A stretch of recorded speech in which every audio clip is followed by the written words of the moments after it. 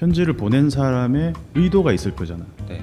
그러면 내가 읽고 싶은 것만 읽어버린다면 우리가 엄마 아빠를 신뢰하기 때문에 어디 가자, 좋은 데 가자 그러면 어디 가는지도 몰라. 그냥 차를 타고 가는 거야. 알고 보니 포경 근데- 라고 어, 돈가스 먹으러 가자 그러네. 예, 그런 아픈 추억도 있지만 그것도 어쨌든 우리의 건강을 위해서 유익이잖아요. 유익을 위해서 하는 거잖아요.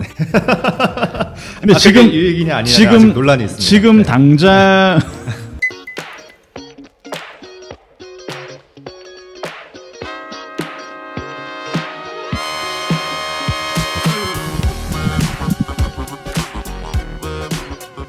장르가 뭐냐에 따라서 우리가 그걸 어떻게 읽을 것인가를 네. 우리는 직관적으로 이해를 할 수가 있다는 거지. 예를 들어서 창세기 1장 같은 경우는 네. 뭐 빛이 있으라 하나님이 근데 직설적이잖아 모든 표현들이.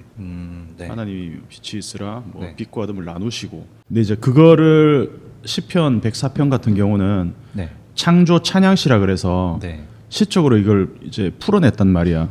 이런 거지. 예를 들어서 뭐 옷으로 덮음 같이 네. 덮음 같이 뭐 주께서 땅을 깊은 바다로 덮으심에 옷으로 덮는 것처럼 덮으셨다. 이것도 비유잖아. 네. 네. 네. 직유법이잖아. 직유법. 네. 그러니까 물이 산들 위로 솟아올랐으나 주께서 꾸짖으시니 물은 도망하며 이런 그러니까 물이 도망했다라는 표현 자체가 벌써 우리는 그거를 물이 막 발이 달려서 막 도망한다라고 생각하는 사람 없잖아. 네. 상식적으로. 네. 네. 네. 그러니까 이걸 딱 봤을 때 이거는 시구나 시적인 표현이구나 네. 메타포구나. 네. 그러니까 딱 들으면 이게 비유인지 네. 문자적으로 그냥 그대로 해석할지를 우리는 다 알 수 있단 말이지. 네. 축자 영감이라는 게 네. 그냥 문자 하나를 그대로 막 그냥 아무런 탄력 없이 그냥 다 받아들이는 게 아니라 네. 그때그때마다 어떤 비유인지 상징인지 기적적인 현상 같은 이런 것들도 어떤 사람들은 그거에 대해서 팩트라고 받아들이지 않는다는 거지. 어떤 왜? 사람들은 그렇게 받아들이죠. 많은 사람들이 대부분의 사람들이 무리를 걷는다. 네.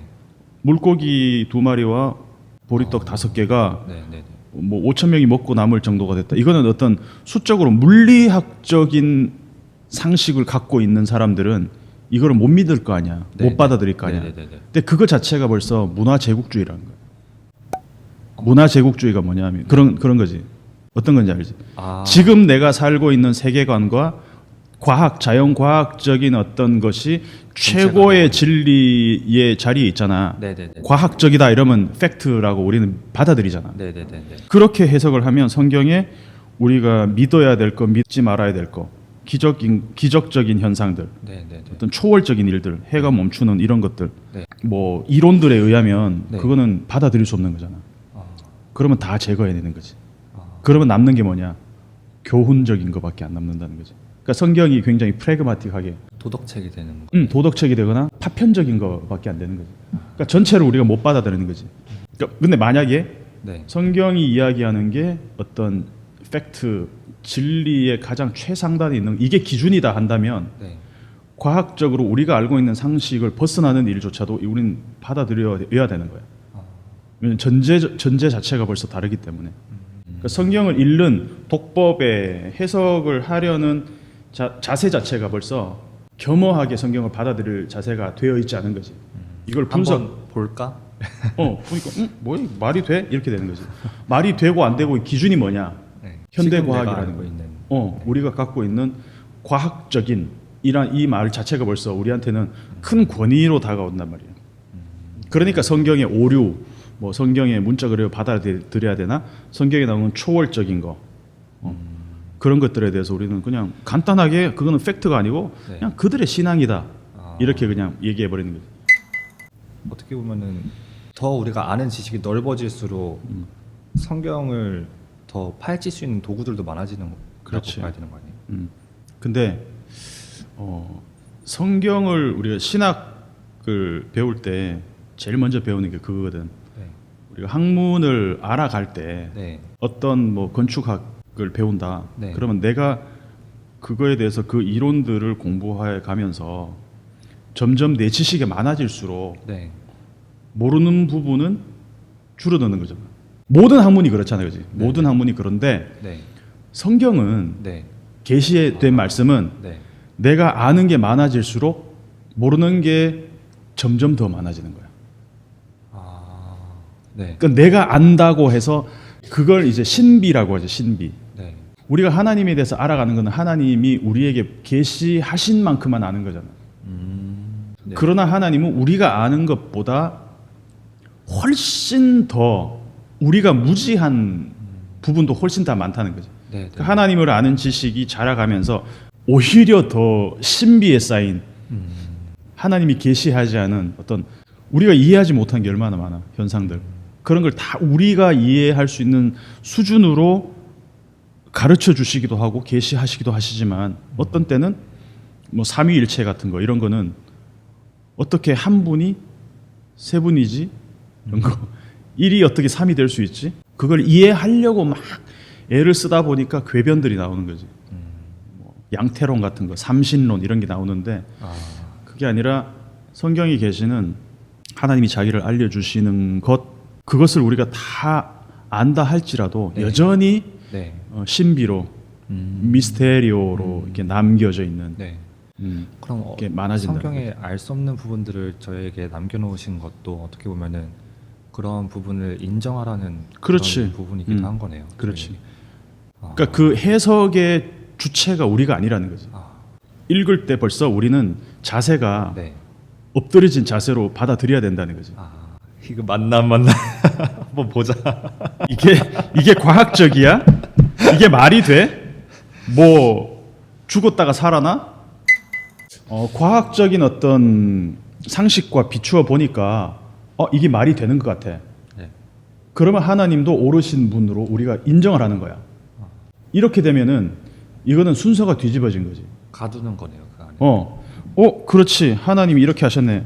약간 이런 거야. 그냥 학생이나 자녀들이나 제자들이 그래. 아버지 엄마 잘했어 오늘. 좋아. 선생님 좋아 오늘 좋았어. 약간 이런 거. 뭐 물론 그렇게 판단할 수 있겠지만 네. 그 하나님이 아버지 다 왔어. 다 왔어. 선생님 좋아.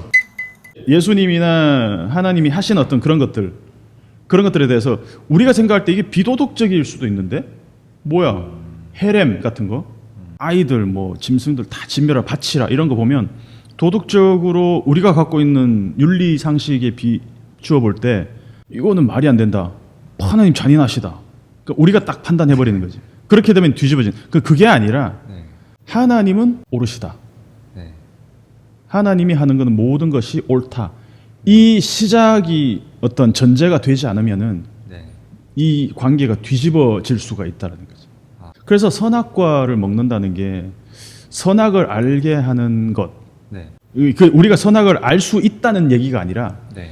그 자체가 어떤 하나님의 역할을 우리가 그 자리를 우리가 넘본다는 거죠. 그렇지. 판단을 하게 된다. 옳으냐 틀리냐 옳으냐 아니냐 선악을 구분하는 것 자체가 벌써 그 시작점부터가 창세기 3장에서 네. 왕권에 대한 하나님의 어떤 주권에 대한 도전을 의미하는 거기 때문에 네. 그 이후로 모든 인간이 해온 일들이 그런 것들이잖아. 사실상 하나님을 인정하지 않고 인격적인 그 하나님을 우리가 받아들이지 않는 사람들은 모든 사람들이 다 자기가 하나님인 거지. 모든 그 판단 기준이 자기한테 있으니까. 만약에 편지를 보낸다 네. 그러면은 편지를 보낸 사람의 의도가 있을 거잖아. 네. 내가 이런 의도로 보냈어. 네. 그러면 내가 읽고 싶은 것만 읽어버린다면 도움을 구하기 위해서 네. 편지를 보냈어요. 그 부분을 내가 간과하고 인사말이나 어떤 내가 읽고 싶은 것만 읽어버리게 되면 결국은 이제 저 사람이 뭘 의도하고 뭘 원하는지 내가 미스하게 되는 거라는 거지. 성경도 마찬가지라는 거지.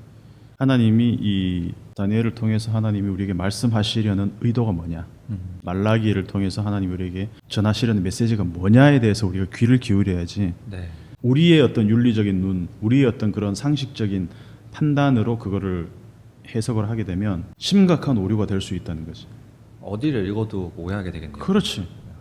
내가 이해가 되고 내가 동의가 되면은 오케이 좋은 말이네가 되는 거지만 내가 이해가 안 되고 내가 받아들일 수 없다 그러면 뭐야 이렇게 되는 거지. 진리에 대해서 내가 선택적으로 그냥 셀렉트하게 되는 거라는 거지. 그렇게 되면 몸에- 포스트 모던적인 어떤 그런 해석이 되는 거지. 모든 막 10명의 독자가 있어. 네. 10명의 독자가 성경을 읽어. 네. 근데 10명의 생각과 배경과 어떤 그런 윤리적인 의식 모든 것들이 다 다르잖아. 네. 네. 그럼 10명이 10개의 해석을 갖게 되는 거지.